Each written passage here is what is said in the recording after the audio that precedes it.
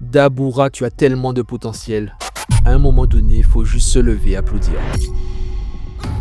Comme d'habitude, les conclusions ont été beaucoup trop hâtives te concernant. On t'a traité de fraude et d'imposteur alors que personne dans le lore de Modulo n'avait dit que tu étais du niveau de Sukuna. Ce qui a été dit, c'est que l'invasion simurienne est une menace de classe S, au même titre que le roi des fléaux il y a 68 ans. Et pour ça, il faut prendre en compte l'époque. Le Japon d'aujourd'hui s'est endormi sur ses lauriers, planqué derrière ses lois, alors que le monde entier attend sa chute. Si Oui est venu remercier Dabura en personne, c'est parce qu'il est l'un des rares témoins encore vivants de l'ère de violence de Shinjuku. Il sait que le danger est réel. Ce duel entre Dabura et Makura m'apporte deux satisfactions majeures. D'abord, la démonstration de Makura. On mesure enfin sa pleine puissance face à un adversaire qui ne saisit pas immédiatement la logique de l'adaptation. Il aura fallu attendre Modulo pour réaliser pourquoi Gojo et Sukuna ont dû sortir l'artillerie lourde instantanément. Dabura émet même l'hypothèse que Makura s'adapte à son existence même. C'est le Makura le plus avancé de l'histoire des Makura. Ensuite, l'écriture de Dabura. C'est un plaisir de voir un antagoniste douter, réaliser qu'il peut perdre